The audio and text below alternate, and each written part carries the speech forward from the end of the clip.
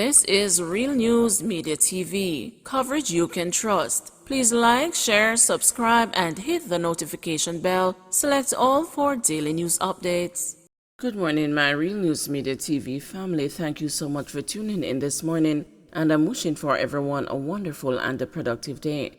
And in the news this morning for June 22, 2023, Joshi turns himself into police and questioned. Dancehall artist Joshi surrendered himself into the custody of the Constant Spring Police Station in the company of his attorneys, King's Counsel Peter Champagny and Richard Lynch, earlier Wednesday afternoon. It is understood that the entertainer, who was wanted by police for questioning in relation to the death of a businessman in Grandspend earlier this month, was interviewed and released. Police believe that Joshi could have information about the death of 45-year-old businessman Omar Romy Wright. Reports are that Wright was killed on Shortwood Road about 10:40 p.m. on June 7 by armed men. There are allegations that Joshi's mom, who operates a wholesale business in the area, had an altercation with Wright during which he threw water in her face. It is rumored that Joshi, whose real name is Muley Kitafari Clark, then reportedly argued with Wright about the incident. Wright was gunned down hours later by persons unknown. Since the murder of Romy, the Grandspend community has been tense, as the businessman is the brother of an alleged don in the area.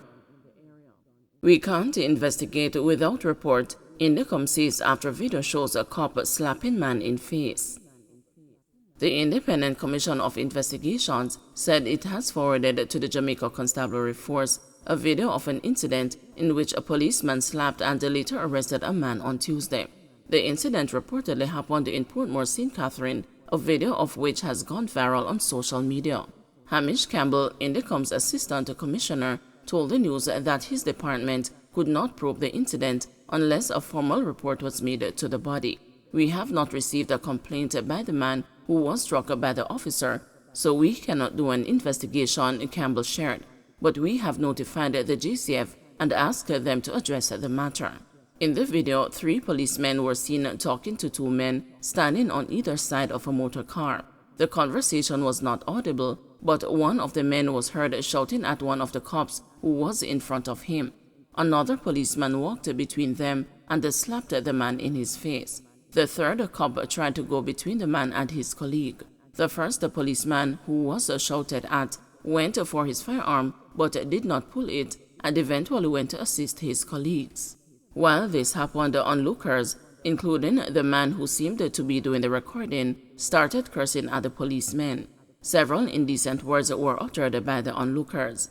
The policemen managed to get the man on the ground, and at least one man in civilian clothing went to the officers to speak with them as a crowd gathered. The video ended as the cops were handcuffing the 2 men. St. Mary police search for suspect following fatal stabbing in Tremolsworth. The police are searching for a suspect in a fatal stabbing at a Tremolsworth Cemetery, Paradise Avenue, St. Mary. Damian Watkins of Harmony Hall in St. Mary was stabbed about 4:30 Wednesday afternoon. It is reported that Mr. Watkins and the suspect were among other people at a grave digging at the cemetery when a dispute developed between the two.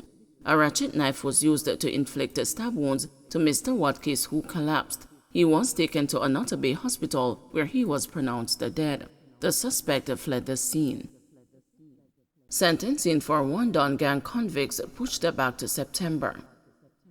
Convicted leader of the One Don Gang, Andre Blackman Bryan, and his 14 cronies will have to wait until September to hear the punishment for their crimes.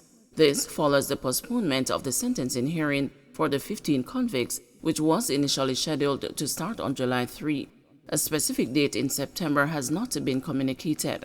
The Court Administration Division announced earlier this month that Presiding Judge Chief Justice Brian Sykes will be in charge of circuit court matters in Trelawney during the Easter term.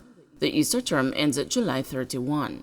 The One Don Gang trial, which started with 33 defendants being hauled before the court on a 25-count indictment, was whittled down to 15 guilty verdicts and 12 acquittals.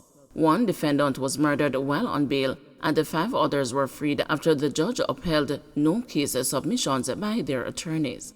Among those convicted of being a member of a criminal organization are former Jamaica Defense Force soldier Jermaine Robinson and a lone female defendant Stephanie Cole Christie. Labor Ministry refocusing efforts to ensure optimize the farm work in the Ministry of Labor is to refocus its efforts to ensure optimal functioning of the farm work program and the liaison services. This comes amid complaints from some farm workers about the treatment received at the hands of farm owners and the conditions of work. Labor Minister Pernell Charles Jr. said he has engaged the committee and other members of the ministry to determine the steps needed to ensure a robust system. He added that all stakeholders related to the Overseas Farm Work Program will be engaged to ensure there is a full understanding of the steps to be taken to improve and optimize the program. Letters are being prepared to send to all farm workers to assure them of our continued support. And we will be engaging not just farm workers, but we have started the process by having meetings with our liaison officers in Canada.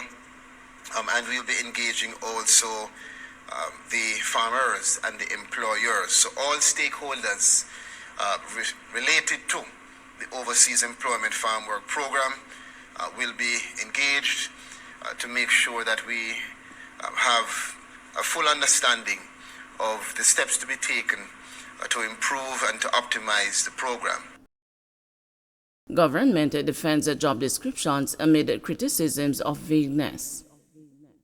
The government is defending the job descriptions announced by Prime Minister Andrew Holness for members of Parliament and cabinet ministers amid criticisms that they are lacking in thought and specificity. The government has been criticized for failing to outline the role of parliamentarians and how they can be held accountable. Danielle Archer, Executive Director of National Integrity Action, says the job descriptions are not measurable. She says the documents appear simply to be a response to quell public backlash arising from the massive salary increase given to the political directorate.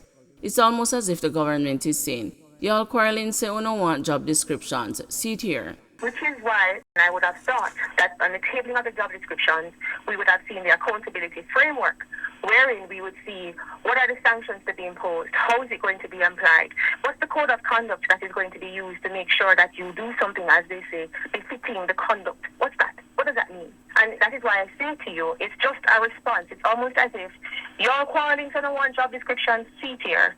Information Minister Robert Morgan, during an interview, was asked to explain why the deliverables listed in the job descriptions are not more specific. And I'm saying to you that the specificities of the deliverables, there are some specifics in the job description, but there are also specifics in other documents. That is my answer. Opposition Member of Parliament Julian Robinson admitted that he was expecting more specifics in the job descriptions for parliamentarians. When I look at the document overall, it is general. It's not a lot that you can disagree with, but I believe specifics should be put in there which give a measure and on which people can be held accountable if they don't meet some of these key deliverables or outputs. And some of them are measurable in the case of members of parliament. On the side of ministers, again, very general, but what a prime minister should do at the beginning of a year or during the budget cycle is to say, Minister X has these specific responsibilities. To do A, B, and C, this is what he or she plans to do over the next fiscal year. So you do know that these are the things that the person has been asked or directed to do. And at the end of the fiscal year, you can measure where are they. Don't forget to like, share, subscribe, and hit the notification bell. Select all for daily news updates.